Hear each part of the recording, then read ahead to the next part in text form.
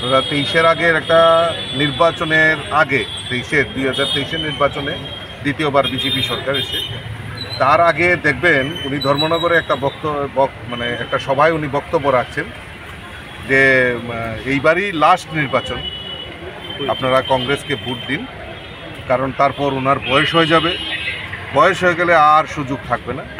তো কাজেই বয়স হয়ে গেলে যা মতিভ্রম হয় এটারই বহিঃপ্রকাশ গতকালকে উনি করেছেন। এখন উল্টাপাল্টা বলবেন, এখন আমার মনে হয় বিশ্রাম করা উচিত। অনেক দীর্ঘদিন এই ত্রিপুরা রাজ্যকে সিপিএমকে পেছন থেকে সহযোগিতা করে উনি রাজনীতি করেছেন। দেখবেন সবসময় সিপিএমের পিরিয়ডগুলি দেখুন, সুদীপ রায় বর্মনের কিন্তু কোনো রকম পরিবর্তন হয়নি। ওনার সিকিউরিটি, ওনার সমস্ত কিছু সব ঠিকঠাক ছিল, কারণ পেছন থেকে ওনারা সিপিএমকে সহযোগিতা করছেন। উনি ধর্মনগরে বক্তব্য রেখে বলেছিলেন যে আর সময় নেই, এইটাই লাস্ট সময়, কারণ তারপর বয়স হয়ে যাবে। এখন বার্ধক্যজনক রোগে উনি ভুগছেন, উল্টাপাল্টা ভুগছেন। আসলে অ্যাকচুয়ালি ওনাদের মনের কথা, মনের বহিঃপ্রকাশ। ওনারা তো জনজাতি নিয়ে কোনো সময় রাজনীতি করেনি।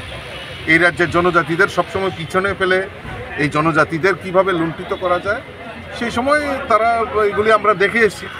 তো এটারই বহিঃপ্রকাশ হয়েছে এবং তাদের যে নৈতিক অধঃপতন তার বহিঃপ্রকাশ উনি গতকালকে করেছেন ধলাই জেলায়।